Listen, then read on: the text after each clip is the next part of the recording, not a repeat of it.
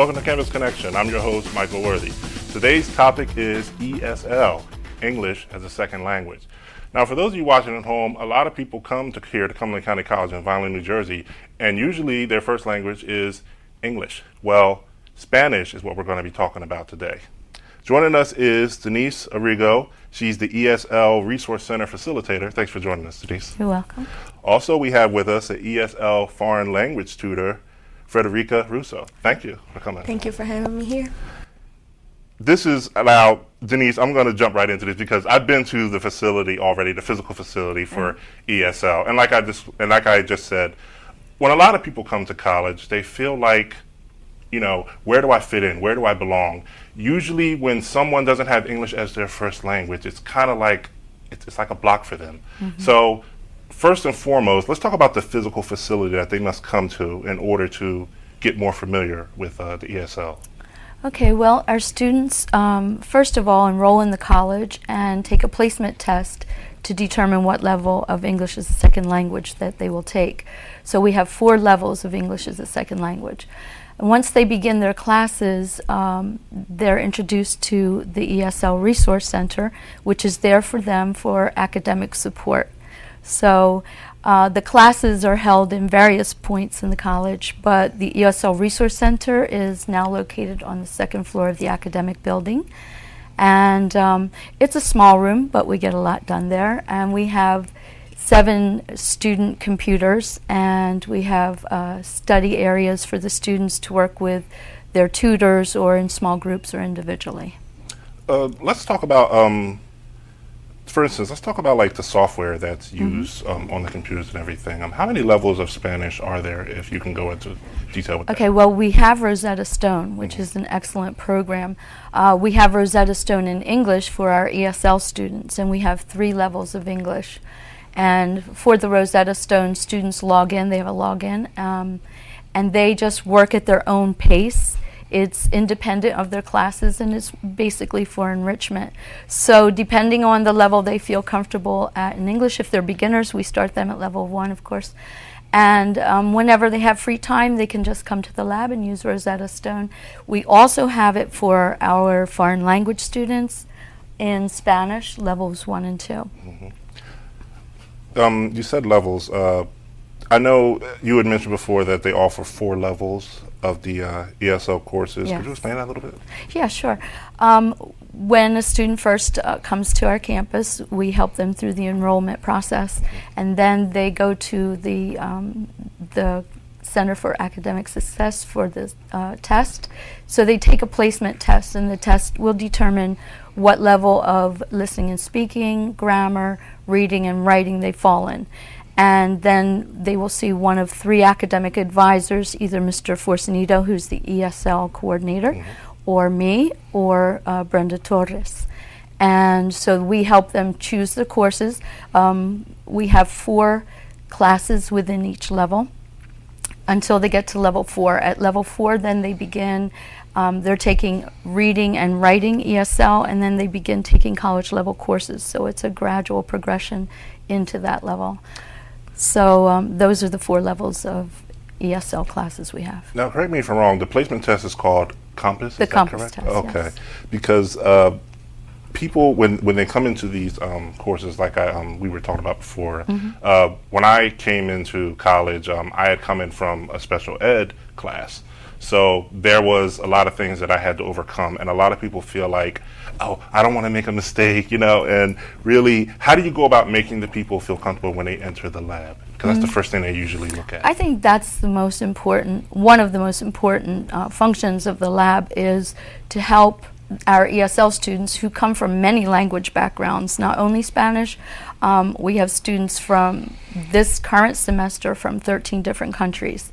So, Really? oh yeah, Wow. we have How many? How many? Well, countries? we have 13 different countries. We have Well, just students name a from few. India, Turkey, the Ukraine, Russia, Wow, Korea, China, that is impressive. many Spanish-speaking Okay. countries. We're gonna get to we're gonna get to Frederica in a second. Yes. But anyway, but So when they do come to us for, sometimes they're referred by their ESL instructor, or all of the ESL instructors invite their students to come to the lab, because that's where they're going to be able to use Rosetta Stone or access the tutoring. And basically what we do there is help them acclimate to the college environment. And for some of our students, they're non-traditional students. They've either been out of school for a long time. For all of them, English is a second language, so they all have that challenge. So we welcome them into the lab. My job is to try to find them a tutor if they are seeking tutoring. So I try to match up just the right tutor for that student. And I have a great tutoring staff. I have tutors that are peer tutors who are students here, and I have tutors with master's degrees. So some people like to be ESL tutors because they like the experience of working with students whose first language is not English, and it's a great experience. So it's a great environment. The students feel welcome there, and especially if it's their first time coming back to college, they feel like it's a place where they can come and not only get academic support, but they get support from one another, from their fellow students and from their tutors, and they feel a part of a group there. Individual and group support, that's very important It is. in any kind of setting, especially when you're dealing with academics. Really, before we jump to foreign language, I also want to ask, as far as the computers, do the students have to have like some kind of prior computer experience? Do they have to take a computer science course, or are they shown how to use the programs? Well, they do mostly have some basic computer skills, Okay. although if they don't, I have computer literate tutors who will help them through every process. So we do have some older students who aren't quite as familiar with computers, some of the younger ones, and the tutors help them with that process. So that's one of the things the tutors can do too. And I only wanted to ask that because in people watching at home, I just wanted them to know, because sometimes when they hear computer, especially like you said, the older people, they freeze up and they lock up and they don't want to go any further. Exactly. But it is easy. It's very simple to learn. Right. Now we're going to jump to services for foreign language students. And Frederica, I want to talk to you about that. Hi. Thank you for having me here. And first of all, I'm honored to represent the tutors. Thank you. That's really wonderful. I wanted to talk about the languages that, well, first of all, how many languages do you speak? Okay, I speak 3 languages fluently: English, Italian, and Spanish. And I know some basic of French. So when you're in the lab, and you just got to imagine, like, all these people from around the world are in this one place. Yeah, it's something beautiful. It's amazing. And one of the most important thing is that us as tutors, we don't have to speak necessarily the same language that our students speak, because we are able to communicate anyway and anytime with verbal and non-verbal languages and communication. So even if we have, for example, people from Ukraine, I don't speak, her language, but still, I'm able to help her. Now, do you guys do you use the Rosetta Stone when you're teaching or when you're tutoring? No, Rosetta Stone is something that students can do, independently. Okay. Yeah. That's something they can do by themselves. Right. Okay. Now, as far as interaction with professors, do any professors ever come to the lab Yes. and help with the students? Like, could you name a few, like, for what languages or For Sonido comes for Spanish? pretty. Yeah. What I've seen in most academic settings is one of the complaints I heard, and people watching at home, they probably understand this. Like, I had a friend who went here, and she said that her tutor wasn't available, or she didn't have enough time to meet with her tutor. Let's talk about the hours of the center. So, what are the hours like? When are you open, and how late do you stay open? Okay, well, we're open Monday through Thursday from 2 o'clock to 9 o'clock. Our typical student works during the day and takes classes at night, so it's important for us to have the lab open in the later evening hours. So the students can feel free to come anytime during the lab hours, and they don't need an appointment. Although when they do access the tutoring, that's usually by appointment. So it's usually a standing appointment, anywhere from 1 hour a week to 2 or 3 hours a week, depending on how often the student feels that he needs to meet with the tutor. But they can come in into the lab just to study individually. Sometimes small groups of students will come and they'll just come and help each other, or they'll come and meet their tutors, or they just stop in and say hi sometimes. It's basically a place for our ESL students where they know they can come for a quick question or more extended study time, or basically whatever they need. As far as electronic, or if you want to say online, do you guys, does the ESL Resource Center, do they have like a Blackboard, or do they have a website that people can go to access, or do they have to come straight to the I center? think our strength is not so much with technology as much okay, as the okay. interpersonal and the one-on-one interaction between the tutors and the student, because our tutors are not just strictly academic tutors. They're mentors and they're coaches and they're friends. Okay. So our students, I don't think they come to us so much for the technology, although we do have a nice setup of computers that they can And I've use. seen it, yes. Yeah, and it's very nice. But I think they mostly come for the interpersonal aspect Okay. of it. Actually, I'm glad that you answered that, because that will clear up probably a lot of confusion when people come here and they realize that they have to be there in person. Because a lot of people, when they hear about a center like this, sometimes they feel, well, I don't have time, and can I do it online? Yeah. Because this Totally is the different. yeah, this is the age where like there are people, like I know a lot of people who have gotten like master's degrees and everything online, who have Yeah. tutoring help online, but this is different. Yeah, this is different. face-to-face Face-to-face interaction. interaction. And really, I think that's a good thing, because then it'll help people to get out of that. And like you said, technology is really not where it's at. I mean, I've seen the lab. There's a lot of neat stuff there. Right. But maybe it'll help people to get their faces away from the screen, get their faces out of their cell phones, yes. and start talking face-to-face with Yeah. people. Because that's really where, to me, that's where learning Yeah, begins. and you saw the interaction when you Yes. came in that night. Yeah, Yes. because for us it's important the moral part, the moral aspect of our job.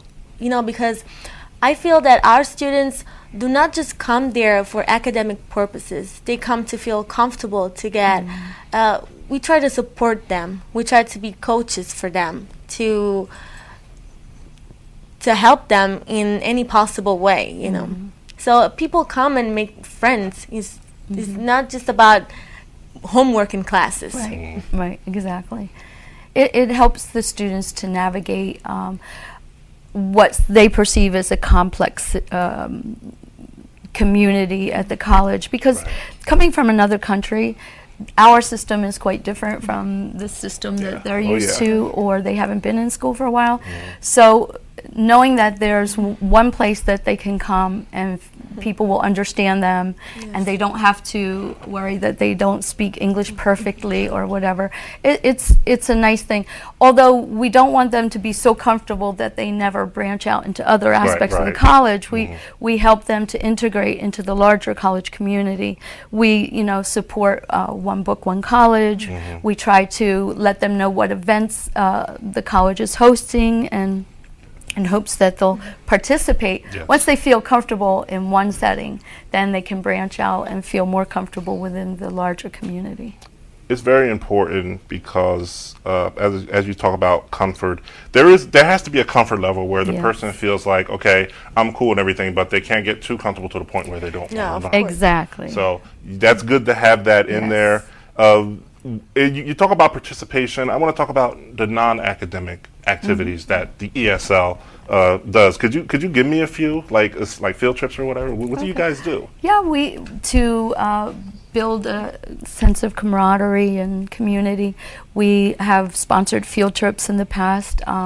We took a group to Philadelphia to see the Liberty Bell, because none of the students in that group had ever seen the Liberty Bell and Independence Hall. And we went to Penn's Landing, and then one of our Turkish students' family owned a Turkish restaurant in Philadelphia near Penn's Landing, so we all went there for lunch. And so that was a great time. And then last semester we went to Lancaster for a field trip and took a ride on the Strasburg Railroad and saw the Amish culture, and it was a lot of fun. So we try to do things like that to give our students opportunities that they might not otherwise have, and it kind of builds a sense of friendship and bonds that can occur in that kind of a setting that might not occur in a more academic setting. Anything you want to add? Yeah, I think that it's important that the students feel comfortable, all of them feel comfortable. And I want to emphasize something.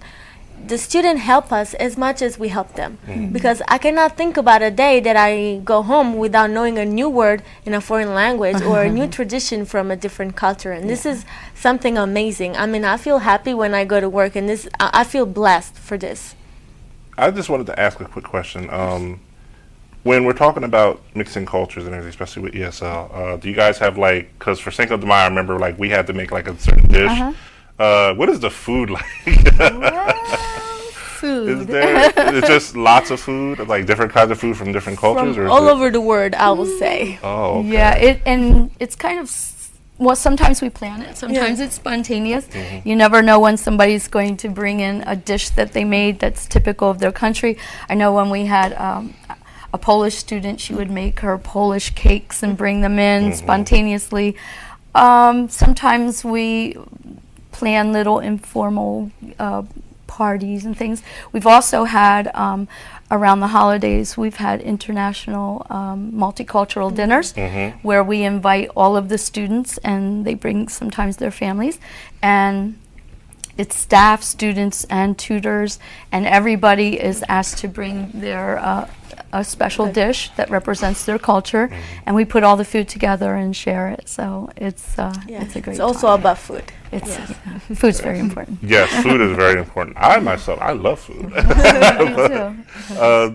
too. We could just want to change gears here. Can we talk about testing a little? Can we talk a little bit about the testing? How do people go about testing? Because what I've learned again for people watching at home, everybody's like, I wasn't a good test taker for a long time. Right. And what I realized I had to do was I had to change my study habits. Let's talk about testing, because, of course, in order to learn another language, that you must be tested and you have to go through these courses. So, what are your testing phases like as far as ESL? Well, again, we have the COMPASS test. That's a placement test that determines the level that the student will go into. And then once they get into ESL courses, of course, there's the traditional tests, unit tests, and final exams.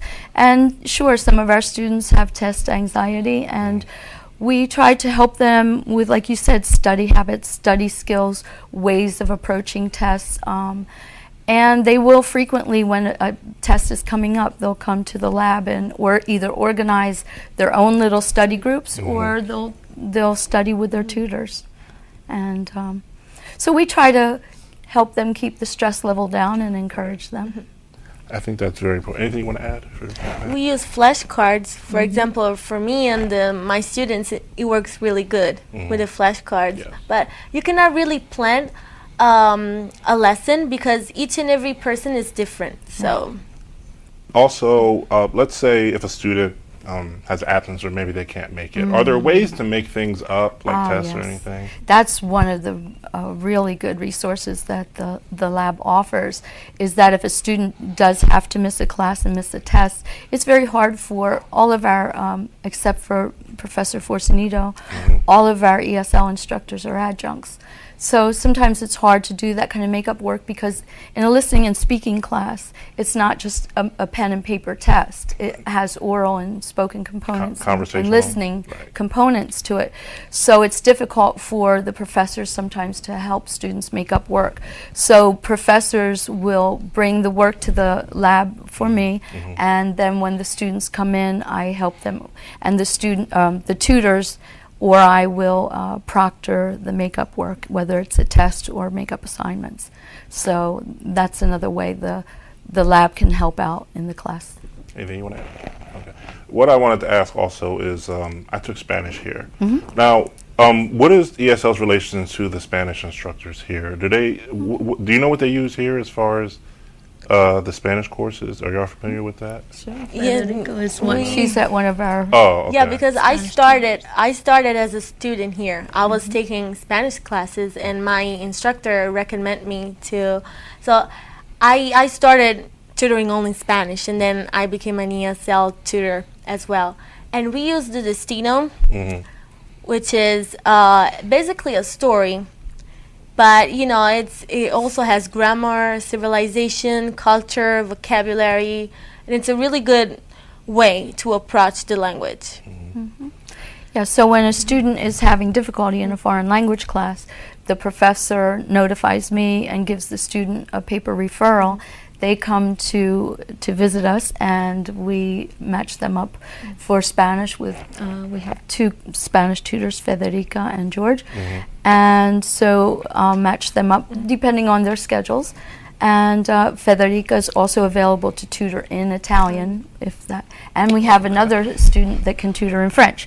So those are the 3 languages that are offered at Cumberland County College. So we have all the bases covered for foreign language. Okay. Anything else?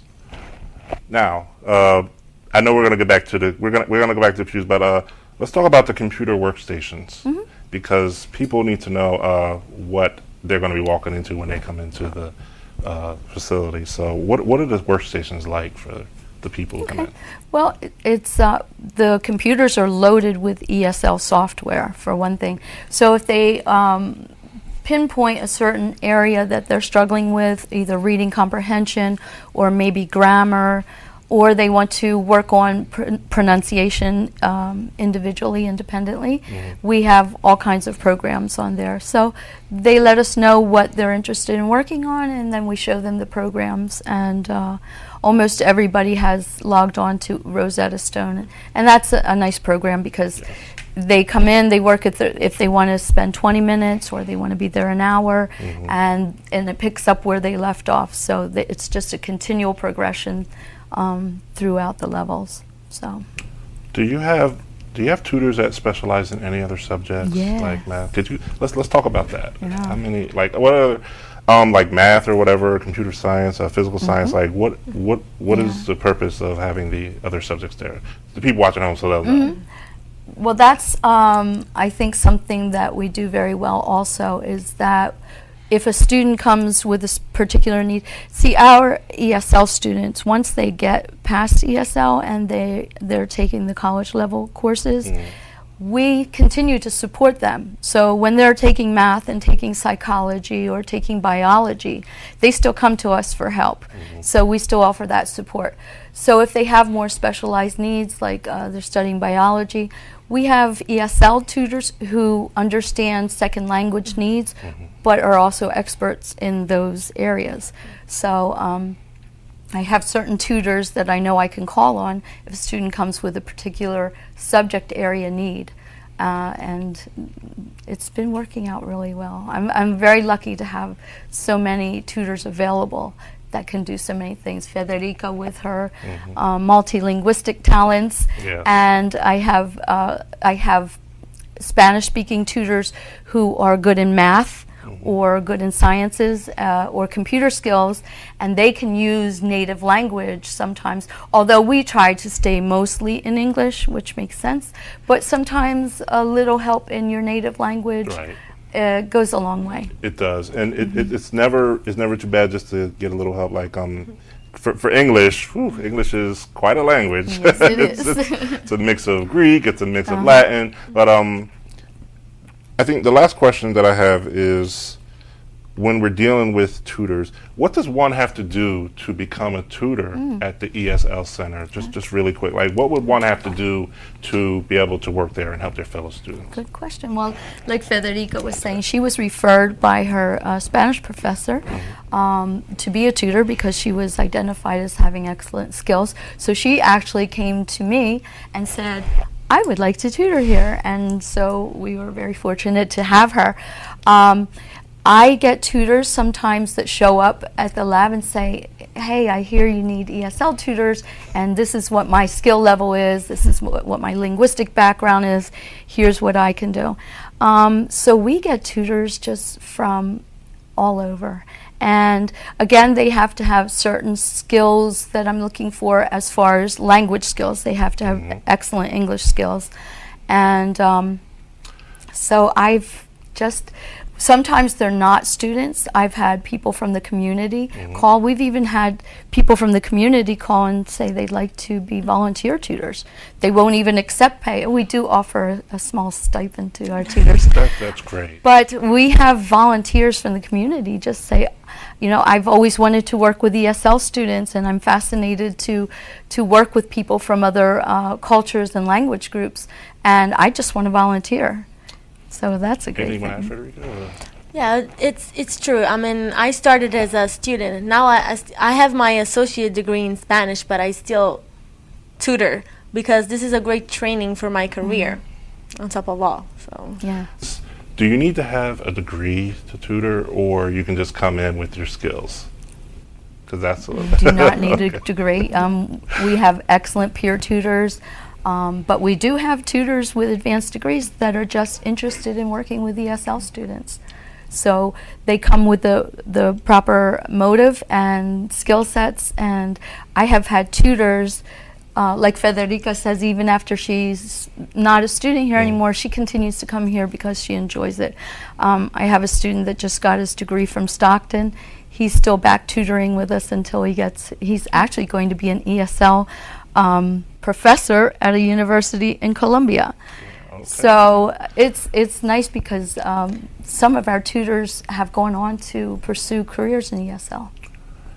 That sounds like a good deal, but listen, we got to take a break. Okay. And when we come back, we're going to continue discussing ESL, English as a Second Language, on Campus Connection. Stay tuned.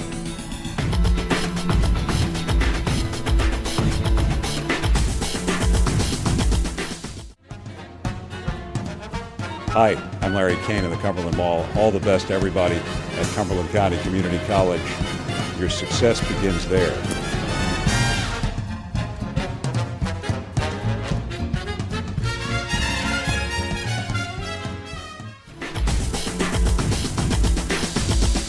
Welcome back to Campus Connection. I'm your host, Michael Worthy. We're talking ESL, English as a Second Language. As a matter of fact, we have a former ESL student with us here today. His name is Jorge Feliz. Thank you for joining us. Hi, how are you? Now, we're going to get to your story in just a second. We're going to continue to talk about the ESL program with Denise Arrigo. One of the first things that I want to get down to is the duration period of the ESL program. Now, like I said, when a lot of people come to college, some people just want to get in and get out. But when you're in a school like this, you have to get involved somehow. So let's talk about the duration period between enrollment and graduation. What does an ESL student have to look forward to? Well, it will depend on the level in which they place after they take the placement test. If a student enters at level 1, they could conceivably spend 4 semesters in ESL.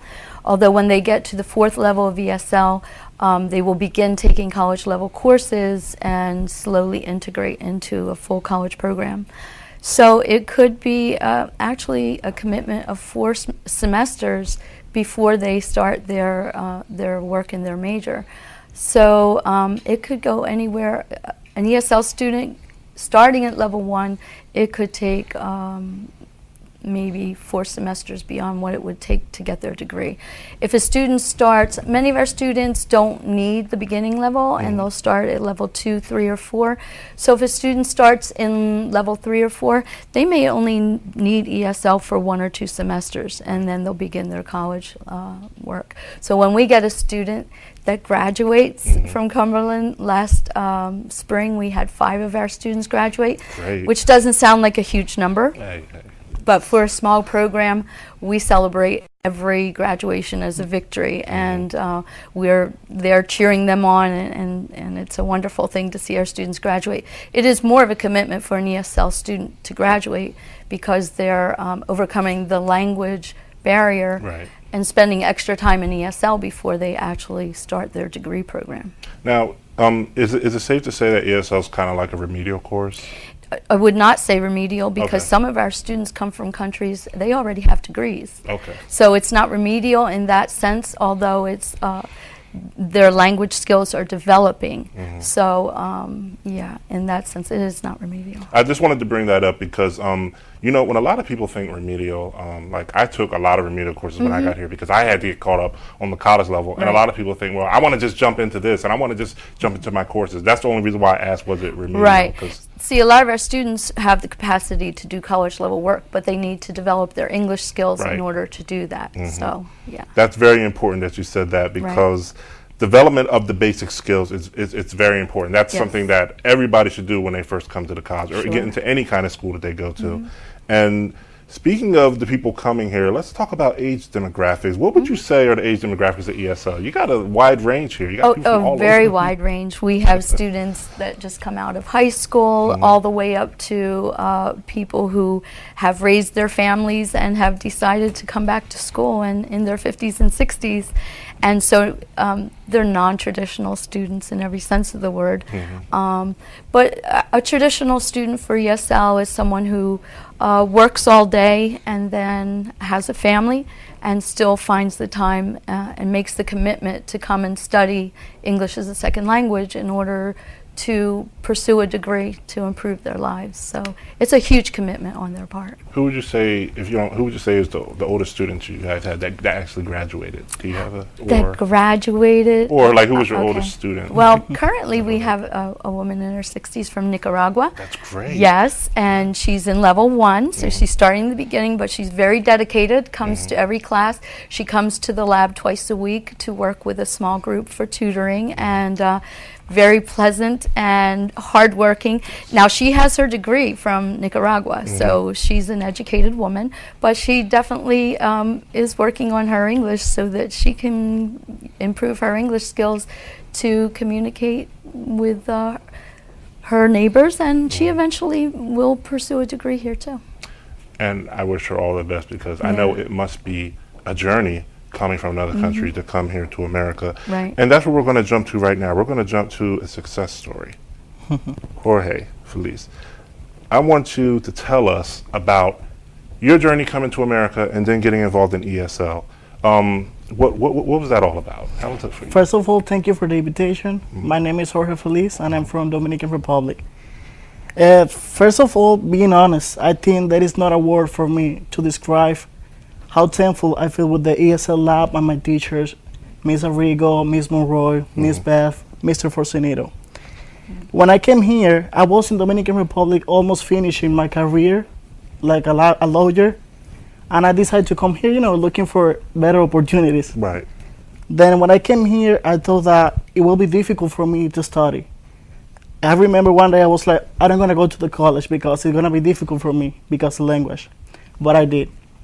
And I remember the first day I came here, Mr. Forcenito told me, Jorge, if you need help, don't worry, you can come to the ESL lab and they're gonna help you.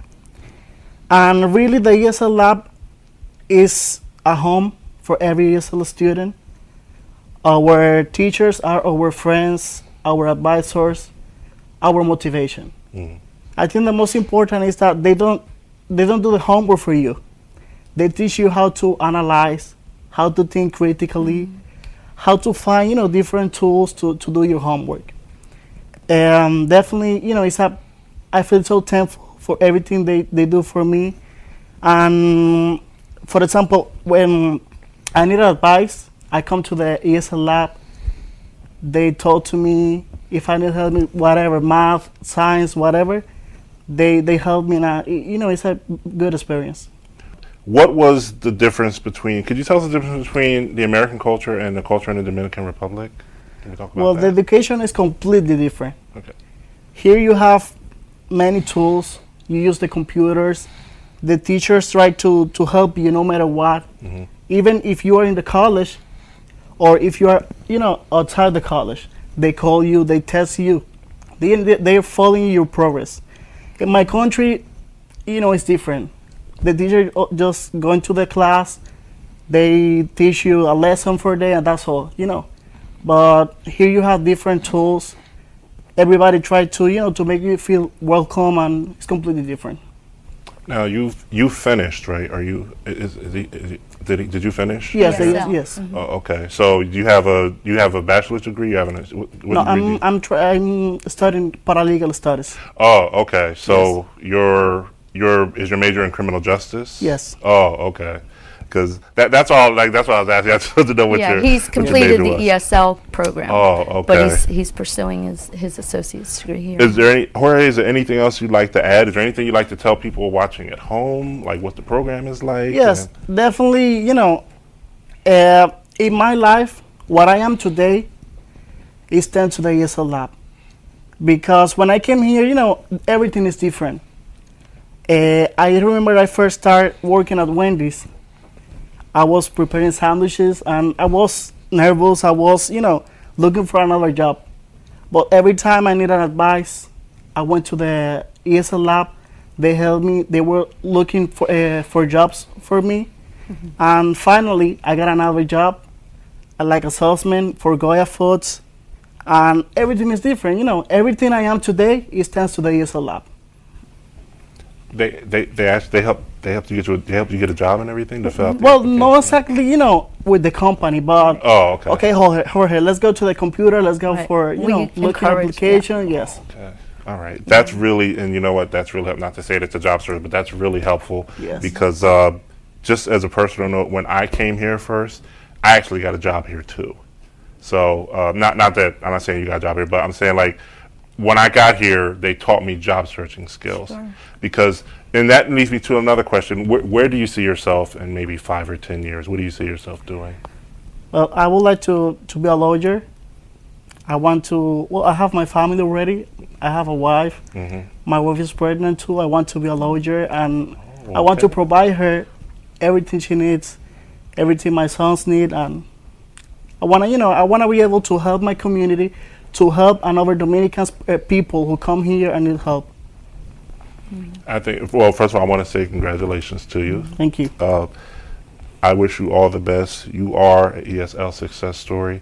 That's more of what we need to hear because, as I said before, people get so intimidated. People are so, oh, I don't want to make a mistake, and oh, I don't know if I can do it.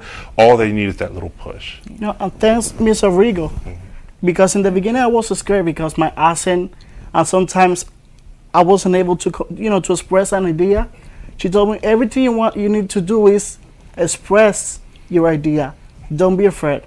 Communicate. Right. And really, communication is key. It's very important. I'm glad that you're on the road that you're on because, Jorge, you could be an inspiration to a lot of people because it's so easy for people to get intimidated by college, especially when they have a language barrier. And it's not really a barrier. It's just something that they have to dig into. It's something that they have to study. It's like any other subject that you have. Is there anything else you want to add, Jorge? Anything else you want to talk about? Okay. We're going to jump back to Denise now. Denise, tell us a little bit about yourself. How did you come to be at Cumberland County College? How did you get into the ESL program? Actually, I was a student at Cumberland County College when shortly after it opened, and I went on to Montclair and studied Spanish. And when I graduated, there were no jobs in Spanish, so I became a bilingual teacher and an ESL teacher in the elementary schools in Millville. It was a brand new field, and so I was one of the pioneers in the field, actually, of bilingual and ESL. So I got certified in that area. So I taught bilingual education and English as a second language for many years. And then I had a career change and started teaching Spanish as a foreign language in Millville High School. So after I retired in 2007, I was an adjunct in Spanish here, and then the opportunity to go back into the field of ESL opened up, and Mr. Forcenito interviewed me to be the facilitator for the lab, and I've been doing that. And this is my dream job for my retirement. I couldn't think of anything I'd rather be doing. It's just such a pleasure to work with students like Jorge and the tutors that we have and the kind of services and support that we can offer our students is just the best experience for me. Really? How many years were you at Millville? Millville High School? was- It was a senior high school? Millville Senior High School. Okay, I good. retired in 2007. Okay, because when you told me you retired, I was like, really? Yeah. So, wow, okay, this must be a dream then. It This is. must be. I couldn't have invented a better job for me in my retirement, and so yeah, this is just perfect for me. So What, like, do you have any hobbies? Do you have any things that you yeah, like doing? I kind of collect languages. I keep studying foreign languages. I'm studying Italian. Federica, one of our tutors, actually helps me with my Italian, and I like to travel. I like to visit some of the places of my students. I went to the Dominican Republic 2 years ago Really? because I have so many Dominican students. I Yes. wanted to be familiar with their country and culture, and so I travel as often as I can. And of course, as many countries as our students are from, I don't think I'll get to all of them, but I would like to. What was the trip about? What was the trip like to the Dominican Republic? It What did you was- guys do? Well, I went to the capital. The Dominican Republic is full of history.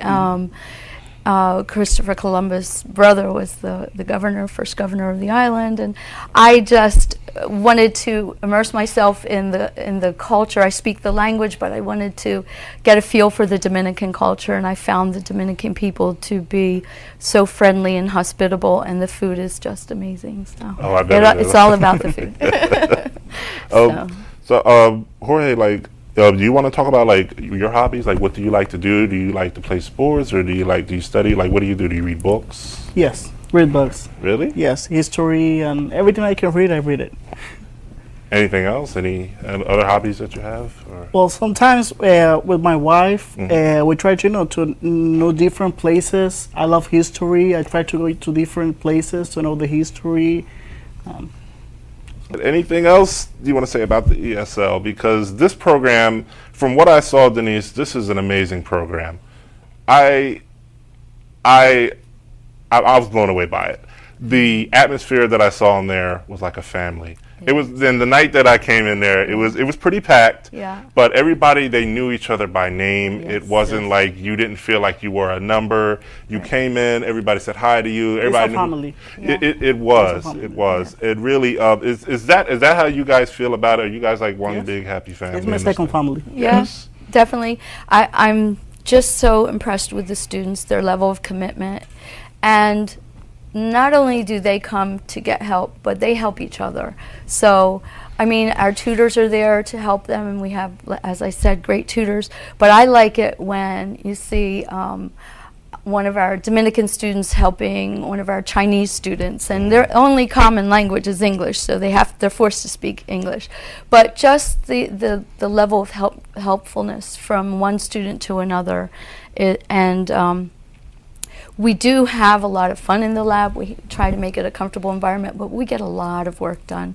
We really, our main goal is to see our students succeed, and I know the colleges, the big emphasis is getting students to graduation now. Right. And that's one of our goals too, is we're constantly holding that goal in front of them so that they know that it's possible, because sometimes they all students do. You start to feel, well, I don't know, am I going to do this? So we have to continue to motivate them and to help them see that their dreams are possible. And we serve as mentors and also advisors. And they come to us with career concerns, like when Jorge wasn't sure about his major. We discussed it and Yes. made a change there, and it turned out to be for the better. So all kinds of services take place there in a warm and friendly atmosphere, and it's absolutely the best place for me to work. It's very warm. When I entered, it was very warm there. And just to end on this note, the college president, Dr. Sikanebi, his motto is engage, Yes. inspire, transform. Yes, and we have that in our lab, and I think that's something we all aspire to. And Dr. Sikanebi has been to my class to talk to my students Really? because, sure, he learned English as a second language, and he is an inspiration to our students because they see that he can do it, and and he's the college president. Yes. So that's a big inspiration. So he's our inspiration. Students like Jorge, you know, they see that Jorge made it through and he's successful. Our graduates are inspirations to those students, just to keep them motivated and keep them on track, because we do want them to ultimately pursue their degree. That's very important. And just to close, I brought the reason why I brought up the college president is because even when I was here, that was his motto. Like, he was the interim Yes. at the time, but the thing was, he was just concentrated on graduation, reaching that goal, engaging people, inspiring them, and then transforming them, getting them ready for the real world, getting them ready for the workforce, no matter what program they're in. But ESL is an amazing program. Now we're going to cut to our Getting Connected segment. Recently, they had a Renaissance fair here on campus. Our own Ajale Weldon Lively was there to cover it. Take it away.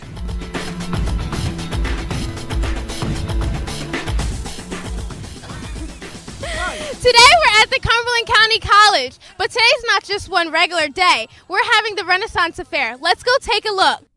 The Renaissance Fair is a great opportunity for new students, lower and upperclassmen, to get a great start on what they have in store for their new year. All right, today we have the marvelous Kelly Slade with us. Let's talk to her about what she has in store for us with the Renaissance Fair. So Kelly, what do you have behind all of this? What are your intentions for the students and the freshmen this year with the Renaissance Fair? Well, every fall we have our Fall Fest. It's one of our traditions programs. And on our repertoire today we have a Renaissance Fair Medieval Times theme, hence Robin Hood is right next to me, part of the Sherwood Forest, of course. We have an archery range. We have a fortune teller area, complete with palm readers, tarot card readers, caricaturists. We have gladiator jousting. We have a barbecue with dragon dogs and Merlin burgers. And it's a great time for students to get engaged, learn about campus life and student life, figure out where they can connect and who they can connect with, and most importantly, have a good time while doing it. Just as Kelly Slade explains, the Renaissance Fair is a great time for students to get connected with other students on campus while having a good time. That was awesome. You're great. Okay, I think I just met a real life jester. We have PJ with us. Hello, PJ. Hello, how are you? So what is this behind me? This is a Renaissance-themed jousting competition. And what is jousting? Well, back in Renaissance times, it's knights would get on their horses with really long, pointy, spear-like objects and ram into each other. Yeah, and this is a safer way of doing that. Enjoying my time at the Renaissance Fair, I myself as a student had a great connection with a student about tarot card readings. You know, the future is a big scary thing, so I don't feel if I'm up to it or not, but that's about it so far. Do you have any particular questions you want to ask about the future? No, I do not, because it scares me. What a great way to end this significant day. Wing eating contest for all our goblin chickens. The first student to eat all 20 wings win a money prize Wawa gift card. Do you do this for a living? Not really. No? I was told I should. Are you a little sick? You feel good? I feel great. All right. Well, congratulations, Thank Jesus. Well, there you have it, the Renaissance Fair at the Cumberland County College. Reporting for Campus Connection, I'm Ajale Weldon Lively. Back to Mike. I want to thank everybody for joining us on Campus Connection. I want to thank you, Jorge. I wish you all the best. And Denise, I'll see you around campus. And thank you for joining us on Campus Connection, and I'll see you around.